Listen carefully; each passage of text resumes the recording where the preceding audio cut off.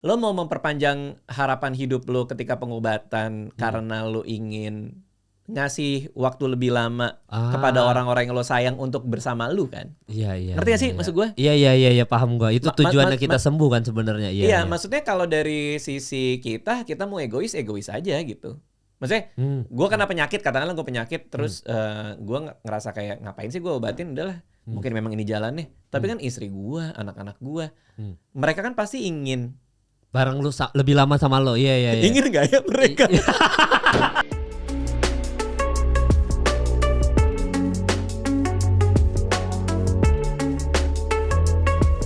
Dit, lu kan gua nggak tahu ini pertanyaannya udah sering ditanyain orang atau enggak ya sebenarnya. Cuma kan lu kan lulusan FISIP. Ya kan? Tapi kok lu stand up masih bahas soal pacaran, hubungan? Maksudnya lu nggak pernah stand up tuh bahas politik gitu? Pertama berarti lo gak pernah nonton gue stand up. Ketahuan. Oh, lu ada bahas politik? Karena cinta-cinta itu ya gak melulu soal cinta ya. Gue lebih banyak soal keluarga, kegelisahan gue yang sekarang adalah politik tipis-tipis aja, ngeledek-ledekin dikit gitu ada gitu. Tapi buat selingan-selingan buat yang penonton gue juga kayak gitu kayak buat gitu-gitu doang. Oh, nggak ada yang jadi satu premis terus satu set gitu, nggak pernah ya? Kalau sampai jadi satu set utuh atau bahkan satu beat utuh bener-bener utuh gitu sih enggak sih. Kayak gue terakhir gue cerita sialku itu lebih banyak soal ya kesialan sih. Kegelisahan gue soal keluarga gue, si istri gue yang kayak gitu-gitu. Nah cerita anehku ini yang sekarang baru mau jalan nih. Gue kan lagi mau jalan cerita anehku, show baru. Itu lebih banyak hal-hal aneh yang gue lihat di sekeliling gue sehari-hari dan apa pendapat gue soal itu gitu. Meskipun terakhir kali latihan di Bali adalah gue nyinggung masuk dikit joke politik tapi dikit banget buat ngebecandain adalah gitu. Cuma ya gitu aja, cuman segitu doang gitu. Enggak, karena bukan kegelisahan murni gue untuk bawa itu full ke atas panggung stand up. Gue memperlakukan panggung stand up gue ini terutama setelah rangkaian special show yang cerita ini sebagai tempat gue buat memang cerita. Karena gue gak punya teman, gue gak punya orang yang bisa gue ajak ngobrol rutin. Ke psikolog juga gak sesering itu. Jadi kayak gue butuh terapi deh. Terapi gue di atas panggung gue cerita ke orang, tapi orang yang bayar aja deh gitu. Jadi gitu aja ya? Gitu aja. Tapi memang itu yang menarik sih. Karena kan lu tuh yang gue kenal ya selama ini Dit ya. Atau gue sok kenal. Tapi intinya lu kan cukup tidak bersosialisasi lah. Maksudnya bukan orang yang hangout kemana-mana atau enggak nongkrong, gue ngopi dong sama gue, bukan yang kayak gitu kan. Makanya begitu lu jadi stand up comedian atau jadi podcaster yang dimana lu harus ketemu orang baru setiap hari. Kalau gue pribadi kalau ke gue juga lumayan draining tuh karena anjir gue hari ini ketemu si A yang gue belum pernah kenal tapi gue harus ngulik dia, ngobrol. Itu lumayan capek. Kok lu bisa? Maksudnya kan lu gak pintar bersosialisasi, lu ketemu orang baru terus kan di podcast lu gitu. Oke. Kita bagi satu-satu ya. Iya. Jadi soal soal ketemu banyak orang dulu nih. Gue kan merasa diri gue introvert ya, karena gue pas di tes di sekolah juga gue ada minus soal sosialisasi. Waktu gue tes psikotes di sekolah sampai nyokap gue kayak kamu nggak suka bersosialisasi, hati-hati kamu nanti gini loh gitu kan. Ya pendapat orang tua zaman dulu lah kan, kita kalau ngelihat orang yang ansos kan atau orang nggak suka bersosialisasi kan kayak ini orang kayaknya aneh gitu kan. Ya which is wajar-wajar aja gitu. Nah gue tahu dari awal memang gue nggak suka bersosialisasi. Makanya gue bilang kemana-mana gue sih merasa gue introvert gitu. Menurut gue introvert. Yang gue tes apa itu gue INTP, kadang INTJ gitu kan. Iya ada tesnya tuh ya. Nah persis banget sebelum lo datang, gue kan lagi nungguin lo bawa anak orang tadi masuk ke dalam tuh. Bukan. Anak gua. Itu anak lo? Bukan anak orang. Gitu. Ngapain gua bawa anak? Ya gua nggak tahu tiba-tiba bawa anak-anak gitu kan. Bukan anak orang. Bukan ya gua nggak tahu. Emang tadi paket dari JNE sih kayak. Gua nggak tahu. Iya. Ya lo bawa anak lo tadi, gue persis banget gue lagi IG story. Ada yang bilang bahwa ini gara-gara Radit bilang gue introvert, gue suka di rumah aja, makanya banyak yang mikir introvert nggak bisa apa-apa gitu kan. Terus gue bilang nggak, introvert itu hubungannya sama energi ketemu orang kan. Itu kan it's all about energi kan. Kalau Carl Jung kan bilangnya, Carl Jung kan bilangnya gitu. Nah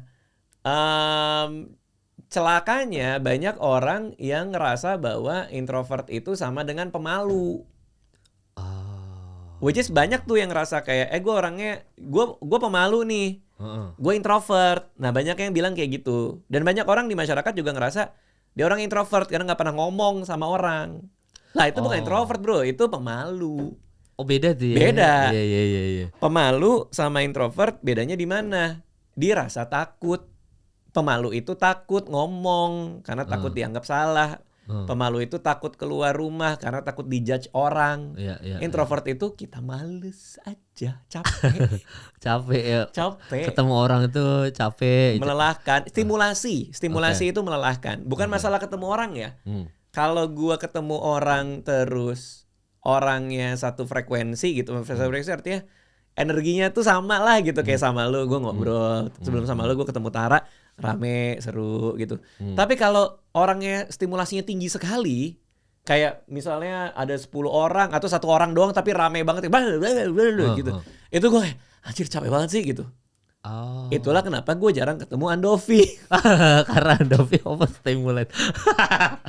Weh, tapi Dit waktu zaman kita malam minggu-minggu kan gue ke rumah lu yang Kemang sini kan. Yang dulu kan gue berapa kali udah nginap juga di rumah lu Kemang sini kan. Iya, gue suka bikin acara. Itu kan rame banget Dit. Maksudnya kita di bawah tuh ngumpul loh semuanya. Bener. Dan main werewolf lagi. Betul. Nah, banyak yang nanya ke gue juga. Kalau gitu lo kenapa suka bikin stand up comedy? Kalau lo nggak suka ketemu orang atau lo capek ketemu orang? Karena kalau gue di dalam kontrol apa yang gue bisa, kalau gue bisa mengontrol suasananya, itu gue ngerasa tidak melelahkan buat gue. Karena gue megang mikrofon, gue tahu ini apa. Gue bisa atur stimulasi gue sendiri. Makanya gue suka bawa orang ke rumah gue. Itu area gue, bro. Ngerti ya? Oh iya ngerti. Gue tahu takaran gue harus ngomong kayak gimana. Gue main werewolf itu gue yang ngajak. Iya bener. Tapi kalau gue ke party orang di sebuah rumah itu stimulasinya gue pasti nggak bisa kendaliin gitu. Jadi kemarinnya gue diajak main padel kan. Wes akhirnya gila main padel akhirnya ya. Gila. Gue kan punya komunitas padel geng satu raket yang isinya cuman gue doang. Karena gue jarang diajakin main padel kan. Gue diajakin sama Aco, tau nggak, sutradara video klip Aco. Oh bukan Aco ini ya, bukan Aco kita ya. Bukan Aco yang ngedirect Gala Matahari. Iya. Sama Silon Seven. Oke.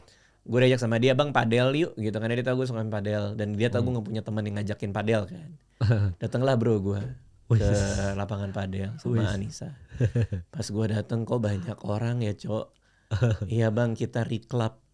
Ya Allah. Apa itu reclub Cok? Gue bilang reclub itu bang kita main sama-sama pakai aplikasi ke orang-orang yang kita nggak kenal. Lu nggak kenal orang-orang ini Cok?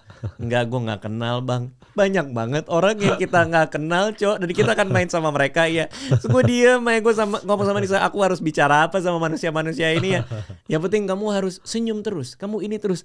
Aduh udah kebayang gue capek banget pasti harus hai apa, hai. Gue takut dianggap aneh kan, ya kan. Akhirnya gue senyum, gue semalaman dan ternyata seru bro. Ternyata seru. Walaupun pulang dari sana gue tidur ya. Iya karena capek. Main padel capek, ketemu orang juga capek kan. Iya jadi harus di-charge. Ternyata seru juga gitu. Tapi Aco udah ngingetin gue.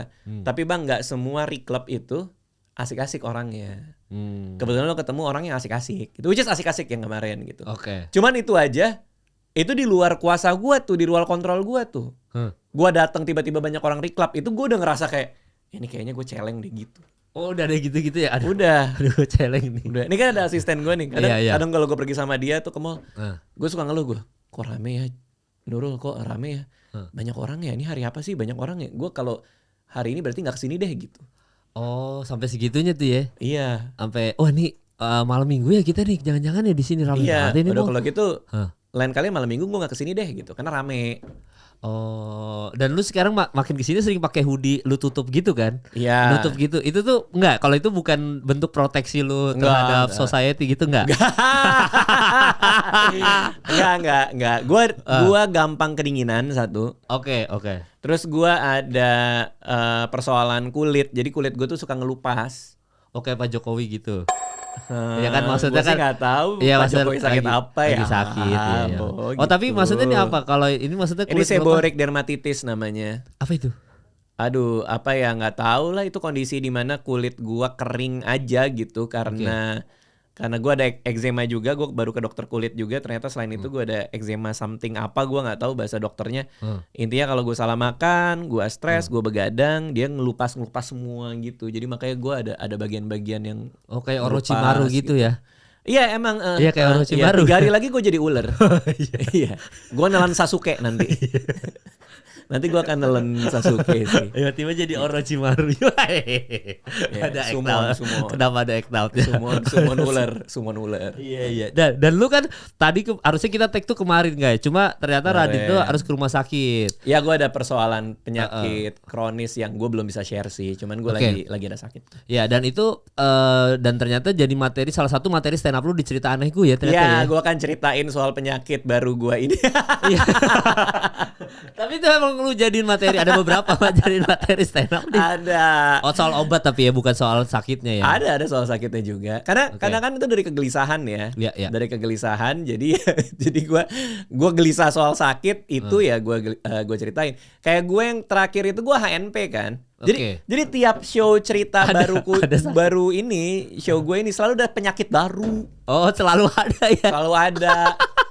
Selalu ada. Kok bisa gitu Nggak ya? tahu gua. Tapi yang HNP sembuh kan? Udah membaik. Gua belum MRI lagi karena terakhir MRI kan itu ini ya syarafnya kejepit ya. Maksudnya kan ada cairan yang keluar kena syaraf gitu kan.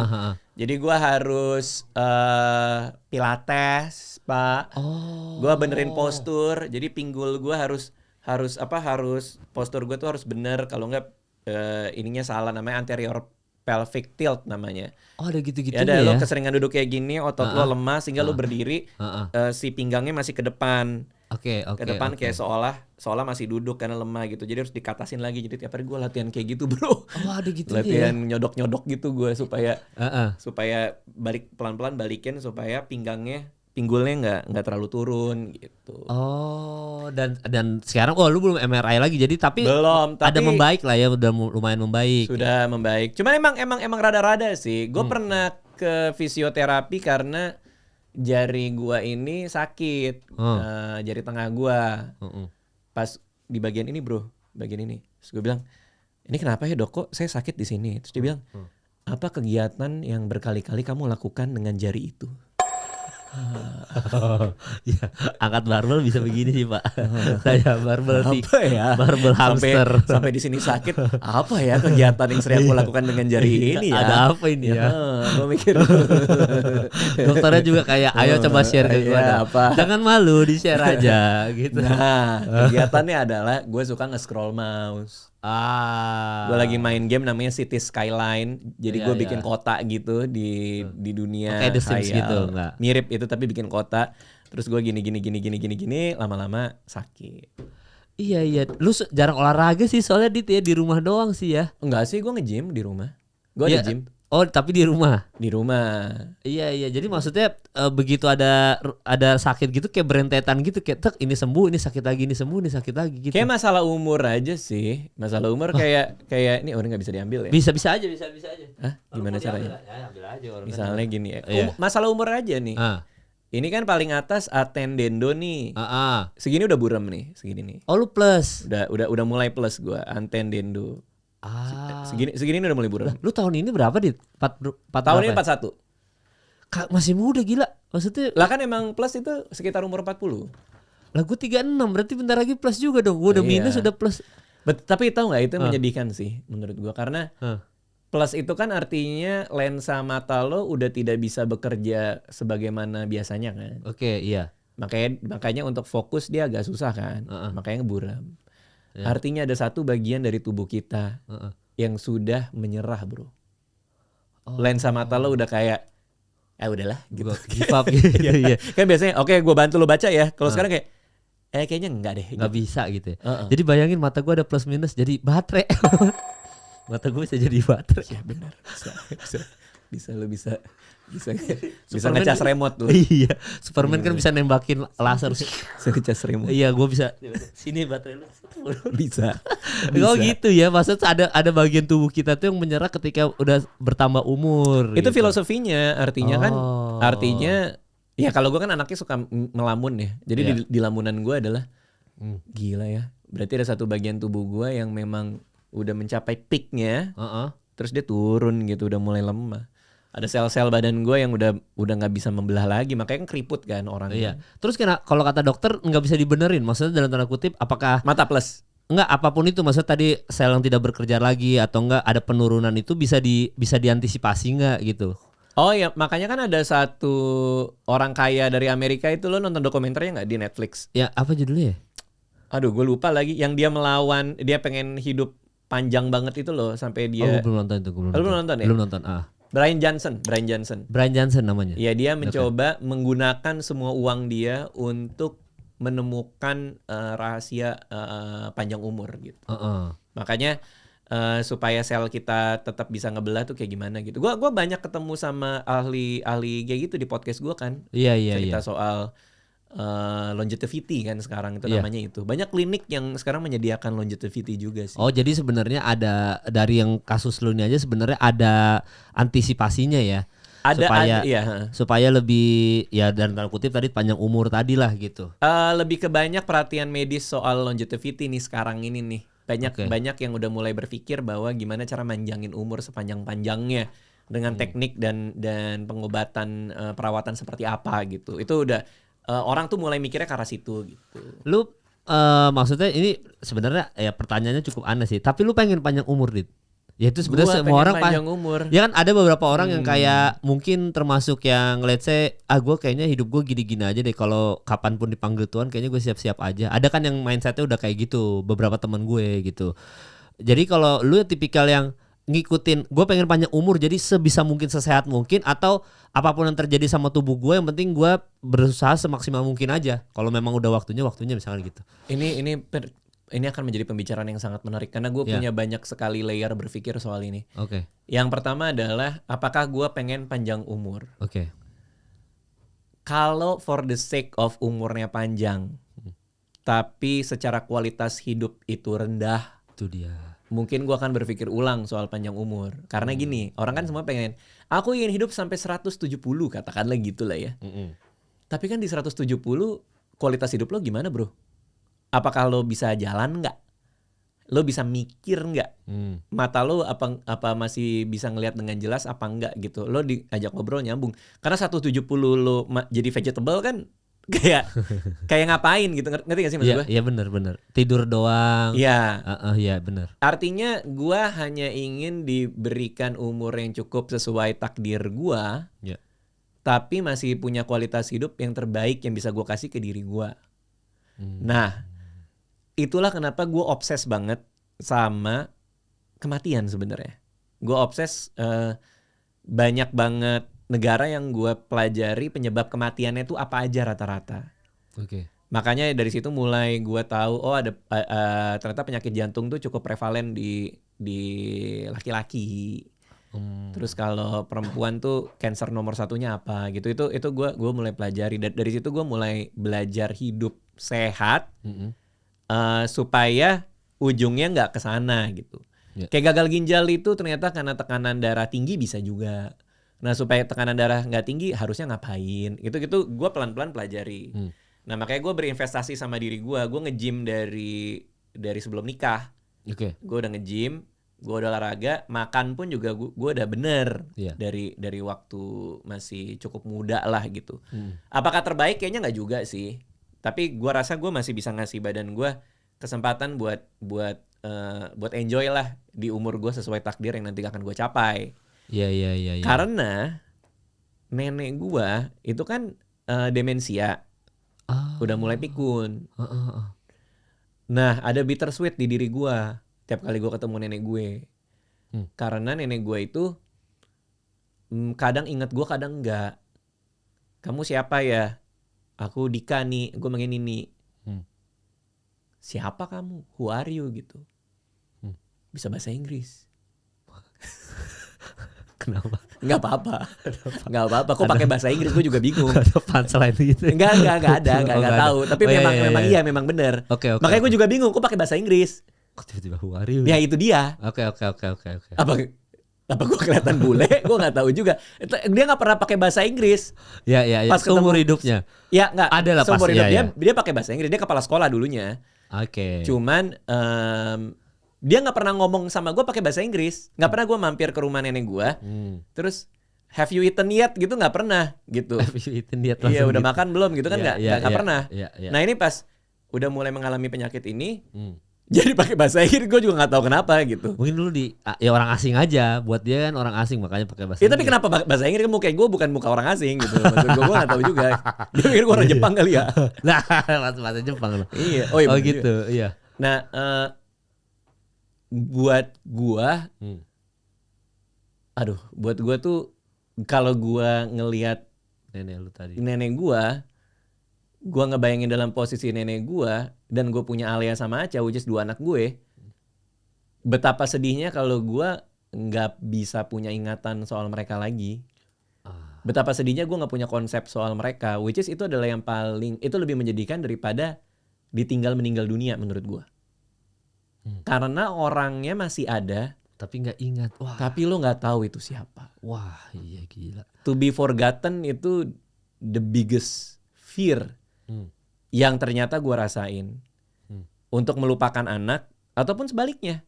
Kalau amit-amit Anissa kena penyakit seperti itu ya amit-amit ya. Iya. Gue bangun tidur terus dia kayak who are you gitu. Istri dari masa depan. Gitu. Kamu siapa? Istri dari masa depan. Tuh gue bilang maaf Anda tetangga saya. Terus yes nggak ada istri lagi kan, masa gitu kan nggak mungkin kan. Tiba-tiba kamu siapa? Istrimu dari masa depan. Iya istri dari masa depan dari 7 detik yang ke depan. bukan kayak 8 tahun nih. Iya saking itunya tadi lupa ingatan tadi ya. Ya itu serem sih ya. Serem tau. Lu bayangin lo kan tadi kan gendong anak lu kan. Kalau bener anak lu ya. Ya benar. Kan soalnya gue pikir anak orang tadi lu bawa. Sejauh ini bener sih masih. Nggak tahu pas gedean dikit. Kalau lo gendong anak lo kan lu bayangin gak sih itu lu udah tua dia udah dewasa terus kalau lu yang nggak punya ingatan soal dia terus lo kayak ini orang ada mukanya ada tapi siapa orang? Ya Berarti semua ingatannya lu udah nggak punya kan, lu nggak punya konsep manusia ini siapa kan. Lebih sedih mana buat lo, itu atau dia yang nggak tahu atau dia yang lupa? Dua-duanya sama-sama sedih sih. Tapi kalau posisi gua yang lupa kayaknya posisinya emang nggak ingat sama sekali aja kan.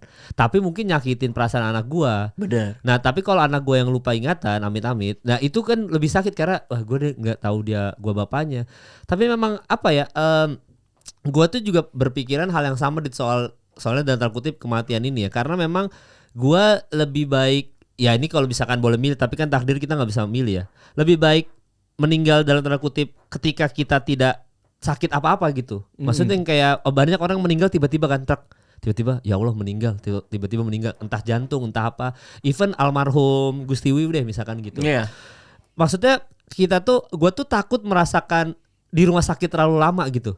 Kita usia tua. Maksudnya yang jadi kayak ngerepotin orang gitu, kayak nanti bini gue dateng, nanti anak gue ngurusin gue lagi, gue boker juga harus dicebokin, bahkan kayaknya makan minum aja udah harus lewat perut. Nah yang kayak gitu-gitu tuh gue bukan mengalami ketakutan, maksudnya gue takut akan hal itu sebenarnya. Lo takut karena kualitas hidup lo jadi nggak oke buat lo, atau lo takut ngerepotin orang-orang lain? Takut ngerepotin, karena menurut gue, bahkan gue pernah berantem dikit sama bini gue soal asuransi ya. Dia bilang, kamu urus asuransi. Memang gue punya asuransi sekarang. Cuma gue bilang sempat ada momen kayaknya asuransi aku stop aja deh. Kenapa?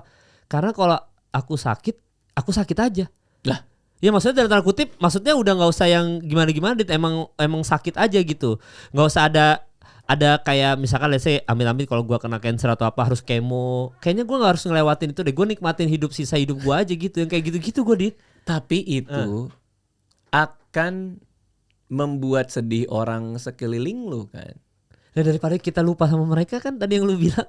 Maksudnya? Ya kan lebih baik ditinggal meninggal ketimbang kita masih ada cuma kita lupa atau enggak kita di rumah sakit terus. Tapi kan tuh konteksnya bukan penyakit demensia atau Alzheimer kan. Itu konteksnya kan cancer. Iya kata lo kan bawanya cancer tadi. Iya. Nah itu kan tapi kan lo lo mau memperpanjang harapan hidup lo ketika pengobatan karena lo ingin ngasih waktu lebih lama kepada orang-orang yang lo sayang untuk bersama lo kan. Iya. Ngerti gak sih maksud gue? Iya, paham gue. Itu tujuannya kita sembuh kan sebenarnya. Iya, maksudnya kalau dari sisi kita mau egois aja gitu. Maksudnya gue kena penyakit, katakanlah gue penyakit, terus gue ngerasa kayak ngapain sih gue obatin, udahlah mungkin memang ini jalannya. Tapi kan istri gue, anak-anak gue, mereka kan pasti ingin bareng lu lebih lama sama lo. Iya. Ingin gak ya mereka? Tiba-tiba kok gue pede banget, kok gue pede banget anak gue pengen lama sama gue, ternyata kayak ya kayak nggak usah deh pak gitu. Enggak lah, tapi ya. Tapi bener juga ya, gue belum nanya tuh, belum sampai. Gue cuma berasumsi sih. Iya. Orang di rumah aja kadang-kadang kamu bisa pergi dulu nggak sebentar, jangan-jangan gitu. Iya. Orang anak gue aja ada gue di rumah, mau sama mama aja lah, kok sama mama aja. Iya. Tapi artinya gue mau ngasih itu. Itulah kenapa tujuan gue punya uang sekarang adalah untuk membeli memori bersama keluarga gue. Gue mau ngisi core memori ini. Core memori itu gue mau ngisi postcard di kepala mereka. Soal kita liburan kemana, soal gue bersama mereka kemana. Gue habis sama lo nih. Gue mau ke apa yang nama taman di Cipete? Taman Cipete. Urban Flores. Oh, Urban Forest. Urban Forest. Iya, Flores ya. Urban Forest. Forest ya. Urban Forest. Gue mau ke sana karena anak gue lagi main sepeda di situ. Oh. Jadi gue mau ngebeli itu. Gue mau ngebeli postcard di kepala mereka. Ketika mereka main sepeda di Urban Forest ada gue dan itu ada gambar di kepala mereka gitu. Iya. Makanya gue sering liburan. Gue kalau liburan budget gue nggak terbatas. Sama keluarga unlimited langsung bebas gitu, bebas ya. Naik pesawat enak tapi celana gue nggak ganti udah 9 tahun 8 tahun. Oh iya, pinjol juga. Iya. Sabung ayam. Stand up tour terus supaya unlimited ya, supaya masih ada uang. Oh iya. Tapi jadi ya, bebas. Artinya menurut gue itu sih in the end adalah kita adalah memori-memori kita tinggalkan ke orang lain. Suatu saat lu bakal mati bro. Ya itu udah pasti. Suatu saat gue juga bakal meninggal dunia gitu. Iya. Videografer lo ini langsung ditunjuk. Ini bakal nih. Gitu. Asisten Raditya Dika. Bakal juga nih. Baca kalimat syahadat sekarang. Waduh. Ya itu jangan itu ya. Nah, ya terus. Artinya kita semua buying time di sini, Mal. Kita di sini membeli waktu yang tersisa. Kita adalah sepenggal cerita dari semua cerita peradaban di dunia ini gitu. Kita adalah bagian dari sejarah stand up comedy Indonesia. Yang mungkin 30 tahun lagi kita udah, ya jangan 30 cepet bener lah ya. 90 tahun lagi kita mungkin udah gak ada gitu. Dan kita cuma nama di Wikipedia. Iya. Nama siapa founder stand up? Raditya Dika. Siapa Raditya Dika ya? Iya. Udah gitu orangnya. Siapa Kemal Palevi? Siapa Kemal Palevi? Oh, yang digampar Justin Bieber kan gitu. Itu doang diingat orang. Udah itu aja. Nggak apa itu achievement buat gue. Achievement. Ya jadi gitu. Karena memang gue pernah jadi kan ada waktu itu ada kerja sama Jovi Andovi ke Charlotte. Di mana di Charlotte itu Charlotte itu adalah kota barbecue lah. Barbecue terenak tuh di sana. Jadi kolesterolnya tinggi banget sama kayak kita makan santan kayak gitu-gitu. Tapi terkenal banget di Charlotte ini kota barbecue sehingga orang di sana gemuk-gemuk gitu. Nah, pas gue balik duluan, Jovi Andovi masih stay dulu, gue cabut. Nah, gue diantar sama ada supir gue, drivernya orang Charlotte gemuk banget. Gue ngobrol, gue nanya soal dia nanya, "Lu udah makan apa aja di sini?" "Ya, Pak, saya udah makan barbecue gini-gini segala macam." Terus dia bilang, "Kamu penasaran gak kenapa badan saya segemuk ini?" Dia bilang gitu. Ya kenapa Pak? Ya karena saya doyan makan barbecue. Saya orang yang tipikalnya bukan tidak peduli sama kesehatan, tapi selagi saya hidup saya mau ngelakuin apa aja yang bikin saya seneng. Maka apapun saya mau makan ini atau dokter nggak ada pantangan gini, nggak, saya makan aja semuanya. Karena kita semua pasti mati. Dia cuma bilang kayak gitu. Karena kita pasti mati, saya mau enjoy life aja. Kalau mau makan daging, mau apapun alkohol, dia bilang kayak gitu. Nah, ketemulah gue sama Tirta. Dokter Tirta kan beda mindset. Dia bilang kita harus olahraga sekarang supaya masa tua kita tuh bahagia. Sakit dulu sekarang, nanti enak di kemudian hari. Betul. Nah, maksud gue mindset gitu, ya oke, benar, itu nggak ada yang salah. Karena kita memang harus bersakit-sakit dahulu, bersenang-senang kemudian kita siksa dulu tubuh kita supaya masa tua bisa jalan, bisa nggak lupa ingatan. Ya kalau umur kita nyampe tua, Dit, maksud gue gitu. Lo kalau kita udah sakit ternyata meninggalnya pas di situ. Belum ngerasain. Dia di momen kita lagi olahraga terus. Lah ada kan berita-berita yang abis olahraga kena jantung. Betul. Kecapean. Betul. Tiba-tiba sakit atau enggak amit-amit jatuh di kamar mandi. Jadi maksud gua, kenapa kita ya itu mindset yang nggak masuk di gua ya guys ya. Bukannya gua sehat ya harus itu benar yang kata Tirta benar. Tapi ketika fase kita sakit-sakit meninggalnya di situ, kan berarti senang-senangnya di tua ini nggak kita nikmatin dong. Paham. Nah itu makanya gua ngobrolan soal umur panjang ini agak-agak gimana ya, karena gua ngerasanya kayak gitu. Lu nggak ngerasa kayak gitu ya? Karena buat bahkan kan lo harus berpikir ulang dulu kan soal value tujuan hidup lo kan jadi apa sekarang. Karena kalau lo udah tahu tujuan hidup lo akan berusaha keras untuk mengisi hidup lo untuk penuhin tujuan itu. Jadi sangat disayangkan kalau gara-gara lo makan sembarangan segala macam, lo bisa kepotong 10 tahun. Pada 10 tahun itu berharga. Bisa lo pakai buat menuhin tujuan lo. Ngerti gak maksud gue? Iya benar. Jadi kita ada, ngerti gak sih maksud gue? Ada ekstra bonus 10 tahun hidup lagi. Untuk tujuan itu? Iya, untuk tujuan. Nah lo udah punya belum? Kalau gue, tujuan gue adalah gue punya anak yang gak pernah minta dilahirkan di dunia. Gak pernah minta. Gue hadirkan bersama istri gue. Ada 2 lagi manusianya. Gak pernah dia minta dilahirkan kan gak pernah kan. Artinya kan gue harus bertanggung jawab penuh nih sama 2 manusia ini nih. 2 manusia ini buat gue adalah tanggung jawab gue. Jadi tugas gue adalah membuat 2 manusia ini mencapai potensi terbaiknya dia di dunia. Ya dong? Iya benar. Mungkin dia gak pinter-pinter banget, ya udah. Tapi gue harus memastikan bahwa potensi dia mungkin segini, nyampe nih segini. Jangan capek segini nih. Kalau dia jenius, lebih bagus lagi, potensi dia segini. Ya gue harus mastiin dong, jangan sampai apa yang gue kasih cuman sampai segini doang, nggak sampai segini. Artinya potensi apapun yang dia bawa dengan semua kemampuan genetik dia, itu harus gue penuhi karena itu tanggung jawab dia terhadap gue membawa mereka ke sini. Nah itu tujuan gue, dan gue mau ngasih memori terbaik buat mereka.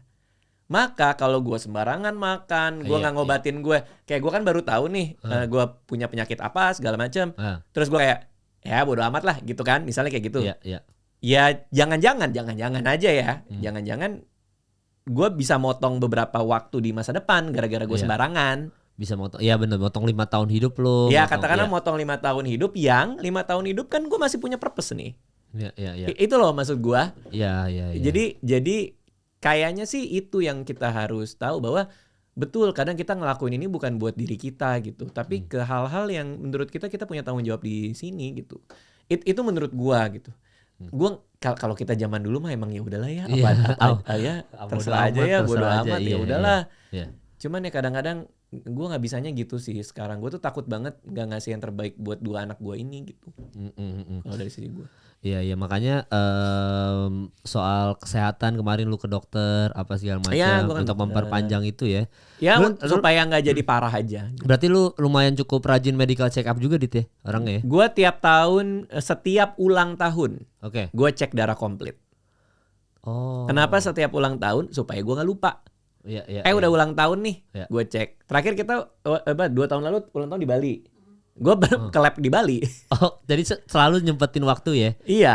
Jadi gue gak nunggu pulang ke Jakarta, gue cek enggak. Gue lagi ulang tahun di Bali, ya udah di Bali aja gue ceknya gitu. Lu gak donor darah sih Dit ya? Gue rajin donor darahnya. Donor darah ya, gue pernah diajakin tante gue tapi belum kesempatan. Iya, jadi kalau gue gue setiap 2 bulan atau 3 bulan sekali donor darah. Jadi menurut gue itu medical check up gue lah. Secara ya free juga lah. Karena dicek juga ya? Iya, dicekkan darah lu. Terus dikasih tahu kalau ada penyakit apa yang lewat darah ya. Iya, maksudnya kayak ya hepatitis, HIV, AIDS semuanya kan yang dicek kayak gitu semua kan. Jadi gue rajin donor darah, hemoglobin semuanya kayak gitu-gitu dicek semua. Jadi ada kelebihan sel darah merah atau kekurangan sel darah merah dikasih tahu kan langsung. Bahkan bini gue tuh sel darah merahnya suka rendah kan. Dikasih tahu langsung, jadi nggak boleh donor langsung. Jadi begitu yang dicek hemoglobin, cek HB, ibu HB-nya rendah, ibu nggak bisa donor darah. Jadi dia tahu harus ngapain supaya HB-nya naik lagi. Yang kayak gitu. Itu gue rutin sama keluarga gue gitu. Kalau gue ngeceknya gula darah yang paling utama sih. Gula darah gula darah puasa, karena kan diabetes tuh kan katanya ibu dari banyak penyakit kan. Ya, Om Indro gitu tuh. Om Indro waktu gua berapa kali udah bawa tes gula darah sendiri gitu dia. Iya, maksudnya untuk ngetes darahnya dia. Lu ada itu ya? Ada riwayat gula darah gitu? Enggak, keluarga gue ya. Oh iya berarti kan genetik juga. bakal apa namanya bakal ketularan tuh, bakal nyampe. Iya, kemungkinannya lebih tinggi. Lu makan sekarang gimana? Ada intermittent gitu nggak? Atau Gue nggak? makan dari hidung gue. Wah, gue kan ular tadi juga, kan Orochimaru. Nggak, lu ada ininya nggak, masa ada makanan sehat atau lu pilih-pilih makan jam segini udah nggak makan? Kayak Oza kan, Oza udah mulai kayak gitu tuh. IF ya. Iya, udah ngekat kayak bang, gue udah nggak gula, nggak gorengan, pokoknya tepung-tepung gue udah cut gitu. Iya. Nah, maksudnya lu ada kayak gitu juga nggak, kayak atau lu makan normal aja? Gua nggak IF karena gua ada persoalan lambung juga, jadi gua harus makan 4 jam sekali tapi kecil-kecil porsinya. Oke.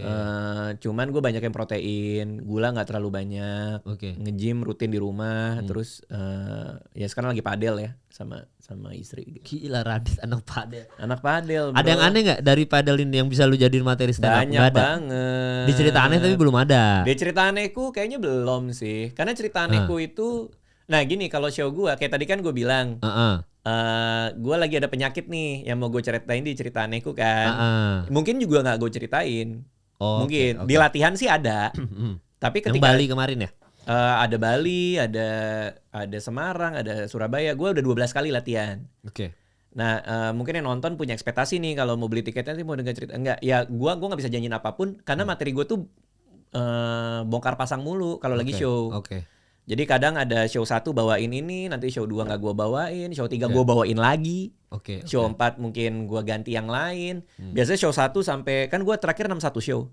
Show 1 sampai show ke 61 itu materi bisa 40% beda. Tergantung suka-suka gue aja. Oke. Jadi meskipun judulnya sama, tapi sepanjang show itu gue seenak gue aja. Kadang gue masukin ini, kadang enggak. Kadang lu nggak tampil. Itu hilang. Raditya Dika mana? Gak ada. Kadang gue ngomongin temen gue yang ini, kadang gue enggak gitu. Oh, jadi terserah lu aja. Ya kadang gue ngomongin istri gue, kadang gue ngomongin temennya, kadang gue ngomongin ini gitu. Oh, jadi cerita anehku itu apa nanti berarti yang lu bakal, yang udah pasti fix bakal dibawain apa? Gue nggak bisa bilang itu, karena gue nggak tahu. Gue nggak tahu beat apa aja yang akan pasti gue bawain, gue nggak tahu. Tapi yang jelas gue udah punya backbone yang solid, udah ada. Gue latihan udah 12 apa berapa sih? 12. Ya, Gue udah 12 latihan 12 kali. Materinya berbayar tuh latihan, Dit? penonton bayar 49.000. Oh, lu nyari gedung gitu ya? Enggak. Terus? Di yang awal itu di kantor gua doang. Kalau di luar kota gua nyewa ruang meeting di sebuah hotel, mejanya gua keluarin, kita bawa meja penonton, kursi penonton. Berapa orang yang nonton itu? Gua dari 5 ke 7 ke 10. Ke waktu dulu mah sempat 15. Oh, segitu ya. Kecil-kecil aja. Kadang-kadang depan Rais gitu. Rais juga. Ya kan Rais cerita tuh. Kadang-kadang stand up depan gua. Oh iya? Raditya Dika. Iya kan dia cerita kadang-kadang. Kan dia komedi body lu sampai sekarang masih kan? Enggak, udah enggak. Oh, udah bukan Rais. Udah bukan Tapi Rais. ini kombut tuh siapa? Gua bukan kombut namanya. Oke. Gua namanya comedy developer. Oke. Comedy developer gua itu cewek lulusan UMN, fresh graduate, namanya Winnie. Oke. Gak lucu sama sekali orangnya. Terus kenapa lu pilih dia? Karena gua butuh mata yang jeli untuk menilai. Dia tuh di kampusnya dia tuh adalah editor majalah kampus dia gitu. Jadi dia biasa ngedit tulisan orang, dia tahu mana yang layak, mana yang tidak. Gua butuh mata yang menilai, bukan mata yang lucu. Gua nggak butuh orang untuk bikinin lucu. Gua butuh orang untuk bikinin kalau ini tidak bagus. Gua butuh orang untuk bilang kalau itu tidak bagus. Jadi makanya gua hire dia sebagai sebagai developer stand up comedy gua. Dia juga kaget. Bang Radit, saya orangnya nggak lucu. Saya palingnya cuma bisa wow, jangan. Oh, jangan dong. Jangan begitu. Jangan. Wow. Aduh, jangan gitu dong. Jangan gitu. Terus gua bilang, gua justru nggak butuh yang lucu. Gua butuh yang pandai menilai. Nah, pas gua ngobrol sama lu, lu bisa membuat penilaian yang objektif tanpa harus takut ngomong ke gue. Satu orang aja berarti. Ada Hanya berapa satu. lagi? Hanya satu. Komedi developer ini doang. Oh, berarti nggak ada anak stand up yang bantuin lo? Tidak ada. Nggak ada stand up komedian yang gue libatin ngedevelop materi gue. Itu dari mulai cerita sial. Alasannya, Dit? Karena itu tadi yang lu bilang tadi aja. Gue cuma butuh ini doang. Karena sense lucunya udah di lo ya. Maksudnya lu udah nge-filter sendiri. Oh, ini lucu, ini punchline-nya bagus, ini enggak gitu. Iya, itu in a way iya. Cuman yang sisi lainnya lagi adalah gue nggak mau kalau gue sama komedian, mereka punya rasa untuk bikin lucunya gimana ya. Sehingga mindset komedik gitu. Sehingga di kepala teman-teman kan gue pernah sama Rais, pernah sama Yono, pernah sama teman-teman yang lain. Bagus. Oh, Yono bagus. Oh, gue kira. Ya, tapi kan ininya masukannya bagus. Oh ya, masukannya bagus ya. Bukan bukan nasibnya. Bukan bentukan. Orang Yono masuk rumah gue. Mbak gue tiba-tiba bawa ini raket nyamuk. Bukan nyamuk. Bukan. Mau ditek-tek gitu. Melidi. Iya. Dikira makhluk halus. Iya. Oh gitu. Jadi sempat Yono, Rais, tapi udah cukup menurut lu? Udah cukup deh kombut sama mereka gitu ya. Bukan maksudnya udah cukup sih, tapi kayaknya gue nggak nyari nambahin punchline. Oke. Gue nyari orang yang bisa bilang bahwa ini tuh masuk nggak di dia gitu. Persoalannya kalau gue punya tim stand up comedian buat bantuin nulis, mereka udah sangat biasa nonton stand up comedy, sehingga udah sangat steril kepala mereka. Mereka udah ngedenger ribuan jokes kan, sehingga kadang udah bias tuh. Paham gak sih maksud gue? Iya. Paham gak ya maksud gue ya? Ayo bingung ya gimana ya? Enggak lah, paham. Ya, jadi maksudnya kalau sudah sering nonton stand up kan, gue dulu jadi nih gue backstory sedikit. Jadi dulu waktu zaman gue sering cerita sama Adri kan sempat jadi komedi buddy gue. Oke. Sehingga Adri tuh bilang kayak gini, Mal, lu tuh jangan terlalu sering kombut sama anak stand up karena nanti jokes lu muter-muter di situ aja, berbaur aja. Maksudnya cari lu nongkrong sama orang lain lagi, nyari sama ini sehingga fresh lagi di lo gitu. Sehingga begitu ngeluarin punchline baru itu punchline bukan dari circle stand up lah, intinya kayak gitu intinya. Nah, gue baru sadar di situ bahwa ternyata kenapa gue nonton stand up itu merasa punchline-nya anak-anak stand up ini beberapa udah mulai kebaca sama gue atau enggak udah mulai satu warna lah. Oke. Karena itu tadi, karena kombutnya di situ-situ aja sehingga komedi gua, komedinya Wawan, komedinya Frimawan misalkan gitu. Jadinya kayak satu warna aja terus. Jadi kita muter-muter di situ aja. Makanya begitu kita berbaur sama orang luar, kembali lagi kayak bahkan gua waktu yang balik stand up lagi, gua ketemu Rian di PS, dia bilang, "Mal, gua nonton stand up lu yang lu rekam di YouTube. Gila ya lu bisa beda gitu ya. Maksudnya bisa jadi storytelling yang biasa lu absurd." Digituin gua sama Rian. Gua bilang, "Ya karena gua berteman sama anak YouTube jadinya, bukan sama anak stand up." Iya. Nah, dari situ akar dari kenapa ini argumen gue yang baru nih. Materi stand up comedy itu ditulis bukan lo ketik. Materi stand up comedy itu ditulis di atas panggung. Artinya semakin banyak panggung yang lo cobain dengan materi lo, semakin dia bertumbuh menjadi sebuah set. Nah, lo pernah nggak kayak lo udah nulis di rumah, lo bawa ke panggung nih, terus lo ngerasa kayak pas di panggung tiba-tiba nemu, lo masukin kayak double punch atau tag, lo masukin jadinya lucu di tempat itu. Dan lo jadi kan, gue pakai kalian next. Pernah nggak kayak gitu? Pernah, sering kan? Sering, iya. Nah, atau lo coba ngejokes dengan beat yang udah lo tulis tapi nggak lucu, dan lo akhirnya nyari di panggung, gue belokin kemana ya supaya lucu ya? Oh, bagian ini aja gue ceritain kali. Pernah kayak gitu juga kan? Pernah, iya.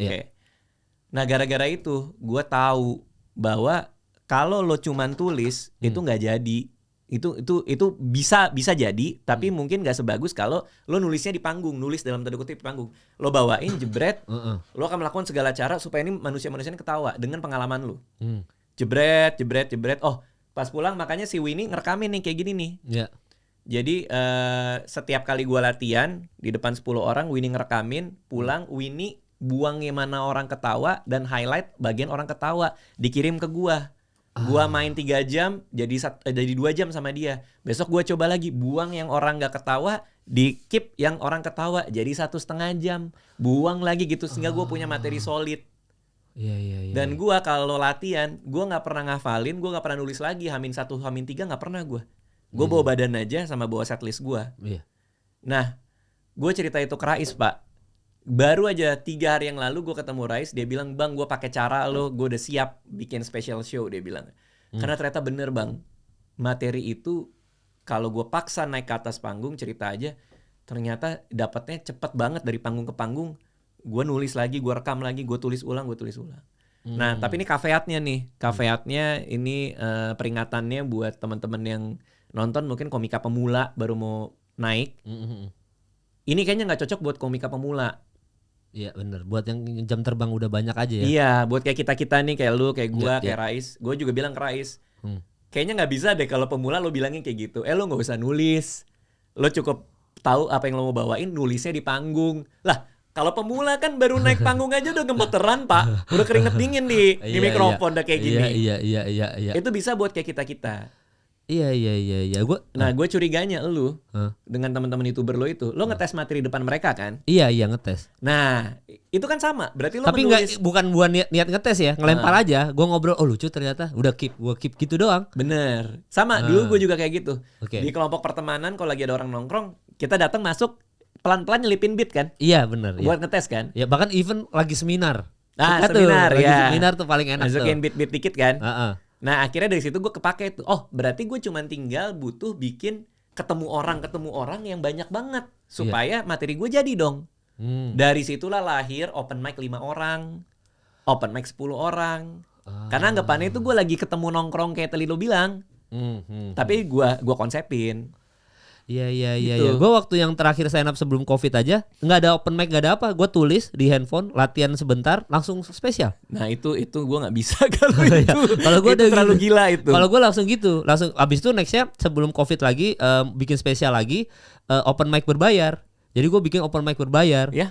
Nah cuma masalahnya Dit, kadang-kadang yang gue rasakan itu delivery yang kita lakukan ketika spontanitas sama delivery yang keduanya jadi beda aja ininya, apa namanya, apa ya istilahnya, deliverynya jadi beda gitu. Misalkan gue ngomong ini anjing lucu banget karena spontan kan. Betul. Nah begitu spontan itu gue ulang di show yang selanjutnya, itu berasa kurang damage-nya gitu. Oke. Karena spontan itu yang ternyata yang bikin lucu.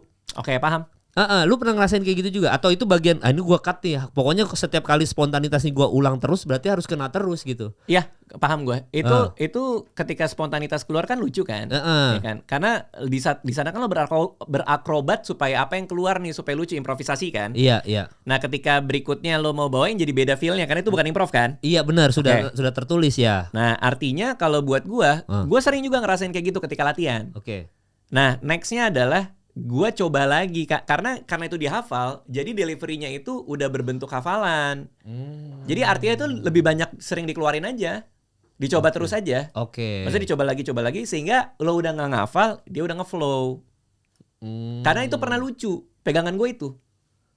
Suatu hari itu pernah lucu ketika pertama kali keluar.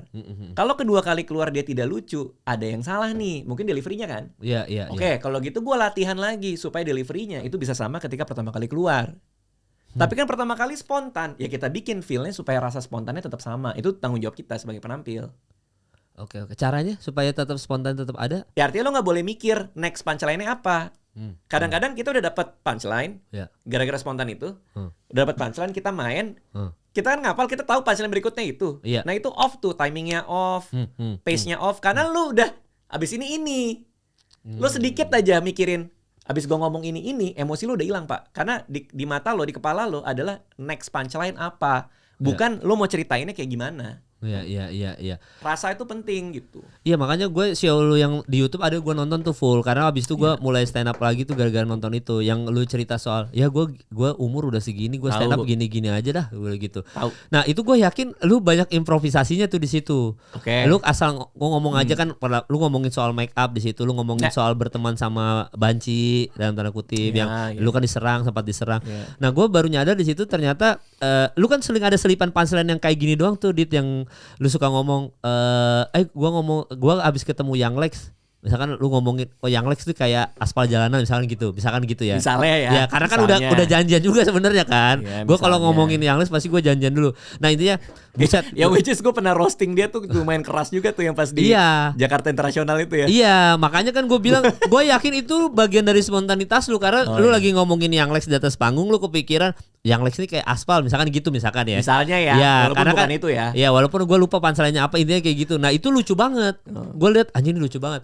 Gue baru nyadar kayaknya nggak mungkin ditulis ya Adit sih ini kayaknya improvisasi deh. Dan gue kaget yang lu biasa tertulis, kok lu jadi improvisasi terus gitu. Nah itu akhirnya gue coba, gue terapin juga di spesial gue dan ternyata works. Tapi begitu gua ngulang lagi tidak selucu yang pertama. Nah makanya baru dapat kuncinya, harus disering dihajar terus tuh. Hajar latihan lagi. Lu sampai sekarang materi nggak habis-habis gitu ya berarti ya? Enggak. Setiap kali ada nambah usia, nambah keresahan baru gitu ya? Enggak, ini ada di HP gua nih. Setiap hari sebelum tidur gua nulis satu kalimat yang gue inget soal hari itu. Jadi 1 tahun gue punya 365 catatan yang tinggal gue ubah aja jadi materi gitu doang. Tapi lu tulis satu kalimat berarti? Iya. Satu kalimat yang menurut lu hari ini ada kejadian aneh gitu. Coba share satu yang kemarin deh, misalkan yang kemarin. Ini ada materi gua sih yang nggak jadi materi aja ya. Yang nggak jadi materi, iya benar. Yang jadi nggak materi aja adalah kayak gimana lu cara nulis lu? Maksudnya nulis satu kalimat itu per hari. Oh iya. Ketemu Haji Bolot, dia cerita umurnya 83 dan nggak capek kerja. Itu udah aja. Gua ketemu dia. Oh lu tulis aja gitu? Udah gitu dong. Nggak harus lucu, nggak harus apa segala. Tapi yang aneh-aneh, yang seru-seru, gue jadiin materi gue yang dicerita anehku. Ini yang ke belakang ya. Oh, cuman ini contohnya gitu. Ya. Tanggal 9 April, ternyata makanan capek-capek nyari rekomendasi makanan di Melbourne. Ternyata yang paling enak adalah restoran Indonesia di Melbourne. Gitu doang. Tapi nggak jadi materi tuh. Itu enggak. Karena lu nggak ketemu, maksudnya bukan nggak ketemu lucunya, nggak tahu cara ngembanginnya lagi ya, bingung gitu. Enggak juga. Kalau katakan lu gue mau ngembangin itu, gue bisa bikin satu cerpen soal tentang orang yang, misalnya orang yang pengen lari dari Indonesia, merasa hidup di luar negeri itu istimewa, tapi in the end keindonesiaannya dialah yang membuat dia kangen sama negaranya sendiri, misalnya gitu. Nah itu soal makanan di Melbourne misalnya. Gue bisa narik kegelisahan soal kita kadang nyari sesuatu tuh jauh-jauh, bandingin kita dengan orang lain jauh-jauh, tapi ternyata kita selalu punya apa yang orang iri sama kita. Oh, dikembanginnya ke situ. Nah itu bisa jadi premis tuh. Misalnya premis kan berupa argumen. Oke. Pernah gak sih lo punya temen yang kerjaannya iri mulu? Pernah gak sih lo iri banget sama temen lo yang lebih sukses? Tapi ternyata gue baru tahu dia diem-diem iri sama gue. Nah kemarin tuh gue kayak ke Melbourne, gue tuh gini. Nah lo mau jadiin materi stand up, ya udah tinggal masukin punchline. Kan komedi datang dari usaha nyari makanan. Iya. Lo makan Afrika, ternyata lo nggak ngerti cara makannya. Lo makan yang kayak gitu-gitu bisa. Kalau mau jadi komedi ya. Tapi itu nggak jadi buat lo. Nggak jadi karena kalau cara gue adalah gue baca dulu, terus mana yang dek di gue. Gitu. Iya. Kalau dipaksa bisa, tapi kan itu nggak bikin dek pertama kali gitu loh. Iya. Maksudnya ada yang dari semua kumpulan lu, kalimat lu itu ada satu, nah ini ada potensi lucu buat gue. Iya, dan bisa dikembangin. Iya. Secara intuisi aja gitu. Iya. Dan lu lu kan punya podcast sekarang tuh, Dit. Itu ada yang beberapa jadi materi stand up nggak dari kalimat? Maksudnya kan lu ketemu banyak orang kan? Ada yang lu jadiin materi stand up juga berarti dari kalimat-kalimat ini? Maksudnya gue abis ketemu Vior, ternyata Vior nggak tahu siapa bini gue, misalnya gitu. Kayak gitu-gitu. Ada juga ketemu orang ada di sini. Gue nggak bisa ceritain karena gue lagi develop materi baru ya. Iya. Maksudnya gue lagi dalam rangkaian cerita anehku. Cuman gue contoh satu yang menjadi materi podcast deh gimana? Yang gue cerita di podcast. Jadi ini gue pakai juga buat cerita-cerita kayak gini. Oh gitu. Iya bro. Bisa begitu ya? Iya, bisa jadi apa aja. Nih contoh ya, Juni tanggal 30. Gue pikir kemarin gue akhirnya nongkrong sama temen-temen penulis, tapi banyak orang bilang itu bukan nongkrong. Ceritanya adalah gue bangga. Gue bangga bahwa gue habis diajak nongkrong sama Dewi Lestari. Sama teman-teman penulis, nongkrong di rumah dia bro, dikasih makan. Ada Dewi Lestari, ada Fuadi, Mas Fuadi, ada Jombang, ada segala macam. Bangga gue di situ sampai malam, sampai Anissa nyariin gue. Pertama kali dalam hidupnya dia kali ya? Iya, nggak pulang-pulang dia, tumben banget dia nggak pulang-pulang gitu kan. Iya. Pulang ke rumah gue cerita ke semua orang. Terus si teman gue, salah satu teman gue nanya gitu, komedian juga, gue lupa siapa, nanya, emang gimana bang nongkrongnya? Terus gue kasih lihat nih bro, sampai ada posternya, ketemu ya di rumah Dewi Lestari gini-gini. Poster itu artinya tidak nongkrong, itu pertemuan. Aji. Gua langsung ternyata udah belum. Nah itu gue ceritain di podcast soal itu. Oh jadi ada bahan atau kejadian itu malah dibahas di podcast, gue lupa. Tapi intinya the whole story soal ternyata nongkrong itu tidak, itu gue simpen di sini. Gitu. Gue lupa ini abis podcast jadi kayak gini atau ini jadi bahan gue. Karena tanggal 28-nya nongkrongnya. Kan tadi Juni tanggal 30. Juni tanggal 28 nongkrong sama Dewi Lestari dan teman-teman penulis. Oh gitu, itu lucu sih. Iya kan? Iya. Dan lu kalau milih tamu podcast tuh apa berarti, Dit? Maksudnya sejauh ini kalau lu milih tamu tuh based on gue pengen dapat ilmunya deh dari ini, atau kan lu bukan based on lagi viral kan? Enggak, viral apa enggak mah relatif ya. Ya jadi lu yang lu undang atas dasar apa? cuman penasaran aja. Oke, penasaran sama pembahasan soal Apapun. Jadi modal podcast gue selalu bilang di mana-mana modal podcast gue tuh penasaran. Jadi gue penasaran nggak gitu. Oh, jadi tamu lu gue penasaran soal kanker, lu undang dokter kanker gitu ya? Iya, atau mungkin kadang tim gue kan juga udah mulai jalan sendiri ya. Oke. Mereka suka nawarin tamu atau kadang kalender langsung dicolok gitu, besok ketemu si ini gitu. Nah ketika gue tahu besok mau ketemu siapa, gue nanya ke diri gue sendiri. Iya. Gue penasaran apa ya soal orang ini gitu.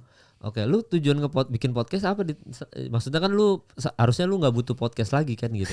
Ya kan udah, iya maksudnya kan lu udah Raditya Dika gitu. Gue bisa stand up aja lah ya gitu. Iya, ya. atau enggak apa? Maksudnya lu kenapa tiba-tiba pengen jadi serius banget nge-podcast ya gitu? Itu pertanyaan bagus sih. Jadi gue memang pengen banyak belajar. Gue pada dasarnya orang yang sangat penasaran dan suka belajar. Makanya podcast gue kan banyak ngundang dokter kan. Iya beberapa ya. Karena gue penasaran juga gitu. Terakhir gue ngundang dokter ikan bro. Iya ada lihat gue yang ikan ada emosi itu ya. Iya. Ikan yang karena pasangannya meninggal, dia meninggal berapa hari kemudian itu loh. Iya. Terus dia ada soal bikinin kursi roda buat ikan. Ya maksud gue penasaran soal itu. Kapan lagi gue penasaran soal lo kalau operasi otak kan lo gimana cara bukanya sih gitu. Gue pengen tahu gitu. Oh, itu yang lu undang tamunya. Iya, ahli neurosurgeon ya. Jadi gimana cara buka otak katanya? Wah, itu banyak, dia ada diapain dulu terus nanti dibolongin gitu. Oh gitu, makanya lu sekarang nge-podcast ini untuk kan ada beberapa orang yang kalau dulu gue ingat banget nge-podcast ataupun siaran radio atau apapun itu nambahin premis stand up sebenarnya. Jadi tujuannya siaran radio, misalkan tujuannya kita nge-podcast supaya kita dapat materi karena kan kita nggak nongkrong Dit. Oh I see. Iya, maksud kita bukan anak tongkrongan yang abis ini wah gue ngopi sampai jam main Mobile Legend di mana, kan kita bukan gitu, kita benar-benar abis podcast pulang kan. Yeah. Sehingga materi stand up kita tuh terbatas banget premisnya karena kita jarang ketemu orang. Makanya bikin podcast supaya banyak ada materi stand up nih gitu. Iya, karena gue sekarang pada mazhab di mana gue percaya ide itu bukan diciptakan, ide itu ditangkap. Oke. Udah nggak zaman banget lo duduk mencari ide, sama kayak gue ketemu lo terus lo nyari kira-kira mana yang bisa gue jadiin stand up ya gitu. Atau lo ketemu orang lain terus lo ngerasa kayak gitu, lo melihara kucing terus bagian mana yang bisa gue jadiin stand up ya soal kucing ini gitu misalnya. Udah nggak kayak gitu menurut gue. Jadi ngalir aja tiba-tiba ini gue catat deh kayaknya menarik. Lo nangkep. Nah cara nangkepnya gimana? Makanya lo butuh framework. Frameworknya apa? Tiap hari sebelum tidur lo catat satu kalimat. Udah segampang itu aja. 1 tahun lo punya 365 catatan Kemal. 365 catatan. Kalau pakai hukum Pareto yang which is 20% doang yang bagus. Berarti berapa tuh 70-an 80-an lah bisa lah. Lumayan itu. Lumayan. Yang bisa lo jadiin sesuatu. Sesuatu tuh apa? Ya setengahnya lo bisa jadiin premis. Premis itu kan buat jadi beat mungkin cuman butuh satu premis kan 1 beat ya. Iya. Ya artinya lo cuman butuh beberapa story di special show lo kan. Kalau kayak gue cerita sialku mungkin pasak-pasak story-nya ada sekitar cuman 7 atau 8 story. Tapi udah jadi 2 jam malah itu ya. Iya udah 1 jam lebih pasti. Nah artinya kan berarti 8 catatan doang. Iya ya, dari 70 itu dari 20% tadi. Iya. 70 cuma jadi 8. Dari 300 pilih 70 pilih 8 lo udah punya special show. Makanya semua orang nanya gue gimana caranya lo nulis secepat itu. Ya karena pertama idenya udah gue tangkepin tinggal gue pilih. Nah nulisnya kapan? Nulisnya gue di atas panggung setiap hari Sabtu ketika gue latihan 2 bulan full. Ketika 2 bulan selesai udah. Udah pakai gampang-gampang aja. Gampang aja ya. Gampang-gampang aja. Teman-teman nanti stand up fest tahun depan ada Kemal Palevi teman-teman. Emang lo masih diajak? Iya, kalau kata aja yang penting rajin stand up dulu. Udah ini. Udah diajakin lagi. Ya kan gue sering lagi nge-podcast sama G Pamungkas terus kan. UFC. Oh iya. Terus kan kata G nanya ke Ajis, Kemal kok gak ikut stand up fest yang ini? Dia bilang yang tahun ini, yang kemarin dia bilang gitu. Ya kalau mau ikut stand up fest dia harus rajin open mic dulu. Open mic. Nah, yaudah. Dan open mic-nya juga gak double job. Oh iya enggak. Saya skip tanggal, saya sudah bilang. Oh skip tanggal ya? Iya. Bukan double job. Bukan. Maaf. Iya saya skip tanggal. Iya. Saya sudah kosongin sebenarnya buat stand up festival. Orang di poster saya ada. Tapi emang bukan manajer loh yang ngurus? gue semenjak COVID udah banyak yang ngurus sendiri juga. Jadi kayak Ah. udah banyak ngurus sendiri. Ya ini makanya semenjak kasus itu gue akhirnya nelpon manajer lagi. Tapi itu paling celaka sih kalau nggak punya manajer sih. Iya. Gua kalau bikin jadwal sendiri pada berantem anak-anak kantor. Iya makanya gue berantem kan akhirnya tuh sampai stand up fest begitu. Makanya habis itu udah nggak ini lagi dah, udah standby manager lagi. Sekarang lebih teratur lagi. Makanya saya sudah bisa stand up festival Iya, tahun iya. depan asal rajin open mic aja. Kan gue makanya per hari ini aja nanti gue akan nyatet nih. Mungkin kalimat gue hari ini kayak hari ini ketemu Raditya Dika bikin gue semangat stand up lagi misalkan gitu. Kemarin apa? Kalau kemarin gue lupa. Kita kemarin ngapain kan ya? Kemarin ada siapa ya? Kemarin kita podcast apa kemarin ya? Sebelum tidur. Oh Rico. Oh enggak. Gua kemarin ketemu Rico Spinboy ya. Gua ada catatan aja kayak Rico Spinboy mau ke Filipina ketemu Jamoran pemain NBA. Udah gitu doang Udah aja. gitu doang. Gitu doang kan? Gitu doang. Udah habis itu tinggal tidur kan? Tinggal Satu kalimat Satu doang. Kan? kalimat sebelum tidur. Udah. Bisa nih. Siap-siap lu Ken. Siap-siap Ken. Gua stand up tour kayak Ge Pamungkas. Lu cerita sialku tuh kapan berarti? Cerita Sialku cerita. Bener ya? cerita aneh. Cerita anehku itu berarti mulai kapan? Itu tour atau Itu Jakarta dulu banyak show. Jakarta tuh berapa show? Wah nggak tahu gua kadang seenak gua aja. Di mana lokasi? Di yang kita baru deal itu di Sumar Ismail. Oh, Semar Ismail. Jadi di situ dulu itu ya. Dulu nanti pokoknya semuanya bisa di websitenya www.ceritaanehku.com itu kalau gue jualan kan di situ. Itu nanti masuknya ke loket tuh kalau dari situ nanti. Iya, langsung sold out terus ya. Berapa menit? 30 menit, 20 Iya menit. gitulah. Karena kan gue main kecil Main kecil tuh mas jumlahnya. tapi banyak. Iya, makanya banyak juga tetap sold out. Gimana ceritanya? Oh, berarti gitu ya. Jadi gua harus tulis aja kayak gua kemarin Rico Lubis mau ke Manila ketemu Jamoran pemain NBA. Udah catat gitu aja ya. Iya. Nah, Oke. itu berkesan buat lo kan. Berkesan ya. Makanya lo tulis kan. Iya. Nah, itu udah kedalaman di situ. Oke. Kenapa lo tulis itu di antara yang lain? Maksudnya Heeh. apa lo pengen juga diundang ketemu pemain NBA? Oke. Atau menurut lo itu adalah sebuah achievement? Atau menurut lo adalah kapan lo gantian diundang ke sana?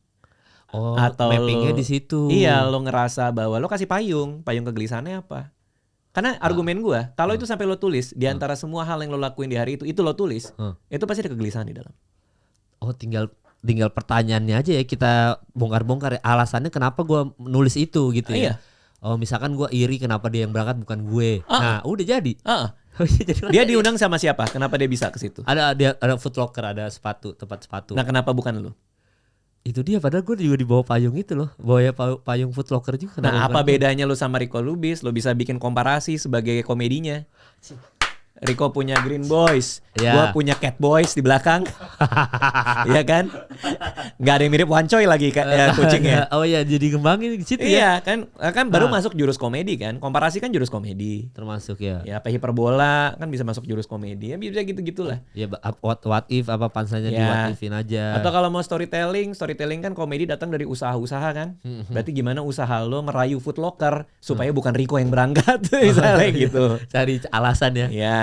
Oh, lu nyari itu di panggung tuh berarti. Maksudnya untuk menentukan gue pakai what if deh, gue pakai Oh enggak, itu Enggak. gua Udah udah nulis. Oh, ibaratnya tinggal berarti yang dibilang lu menulis di panggung itu penyempurnaannya aja ya. Penyempurnaannya. Sebenarnya gue udah pakai what if nih di sini nih gitu. Ya, draft 1 tetap harus ada karena Oke. gue basicnya penulis. Gue nggak mungkin nggak punya draft 1. Draft 1 itu artinya komedi yang udah gue tulis secara rapi. Oke. Tapi penulisan berikutnya itu di atas panggung karena stand up itu ditulis di atas panggung kalau menurut gue gitu. Oke. Berarti terima kasih buat Raditya Dika atas ilmunya kepada Waduh, saya. aduh, Saya aduh, akan aduh, hadir aduh. di Stand Up Fest. Ntar takut janji. Tapi bisa jadi 8 menit kan? manifestasi juga sih. Iya, 8 menit. 8 menit 8 doang. menit satu story kan. Gue tuh soalnya takut kalau di acara Stand Up Fest gitu, maksudnya pasti kan kayak Kemal stand up nih gitu, stand up lagi misalnya gitu, terus tiba-tiba ngebom anjir, gue malu banget anjir di antara semua yang headliner yang lucu-lucu Arif Brata gitu, kayak gue malu jegel. Iya.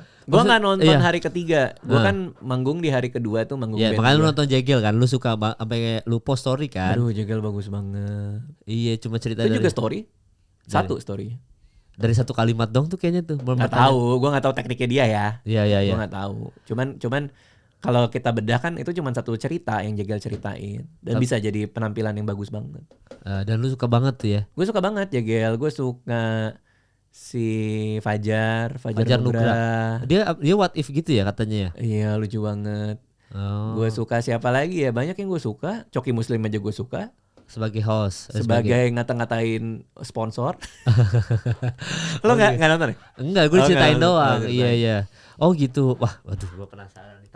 Tapi coba gue terapin dulu ya Dit ya. Saya dulu nanti open mic dari satu kalimat dikembangin, terus gue nulis di panggung. Gue tuh takut itunya doang sih, kayak anjing kayak mau stand up fest nih. Setelah ada yang tahun kedua, tahun sebelumnya gue bermasalah, terus habis itu tahun kemarin gue nggak datang, yang hari yang kemarin tiba-tiba gue stand up, anjing ngebom, anjing kayak hancur banget karir. Gini aja. Itu kan 6 bulan aja ya. Ini kita bicara 6 bulan aja lah. 6 bulan aja 180 kalimat bro. Iya benar. 180 kalimat. Lu pasti punya satu yang menarik buat lu bawa. Menurut gua sih. Gua tuh udah pada sampai titik dimana kalau gua gak stand up gua stres sih. Gua tiap kali berhenti stand up gua harus punya bantuan profesional. Karena gua Iya Dit. Karena ada yang bolong di dada gua gitu. Gua sampai gak bisa bangun tidur. Udah di taraf itu. Jadi makanya lu bikin tur terus sekarang nih ya. Iya, which is gak sehat juga sebenarnya kan. Karena gua hanya memperpanjang rasa itu aja. Maksudnya ketika cerita anehku selesai juga pasti gua ngerasain yang sama kan. Makanya langsung mau lanjut lagi Gak tahu, gitu. itu gak tahu. Tapi artinya gua udah gak putus dari cerita sialku. Iya, cerita cintaku. Cerita cintaku, sorry. Cerita sial, cerita aneh sekarang kan. Cerita cinta 1, cerita cinta 2, cerita sebel, cerita sial, cerita sebel. aneh. Habis ini cerita apa lagi nih? Gak tahu. Jadi masih rentetan cerita-cerita aja ya. Nggak tahu. Tapi yang jelas, gue aja nggak tahu gue mau manggung di mana. Kan IO-nya gue sendiri. Terus karena IO lu sendiri harusnya. Ya lu makanya tahu, kan? ya kan kita kan suka nggak tahu. Si kan Puput yang ngurus. Dia manajernya kan. Bang mau main di mana? Nggak tahu. Bentar masih mikir. Mau main di mana? Nggak tahu masih mikir. Oh ya udah Jakarta dulu. Akhirnya Jakarta dulu. Sampai bulan apa? Ya coba aja sampai bulan ini. Akhirnya sampai bulan ini. Nanti kapan-kapan gue nelfon dia. Kayaknya ganti aja kita pergi aja ke luar kota gitu. Oh bisa gitu ya? Saya anak gue aja. Orang gue selesai show aja karena gue emang pengen selesai. Waktu cerita sebel ya. Cerita apa sih? Ya dari Kalimantan tuh. Begitu selesai. Kayaknya cukup deh. Nggak usah ada lagi. Udah habis itu nulis lagi. Karena IO-nya kan gue sendiri bro.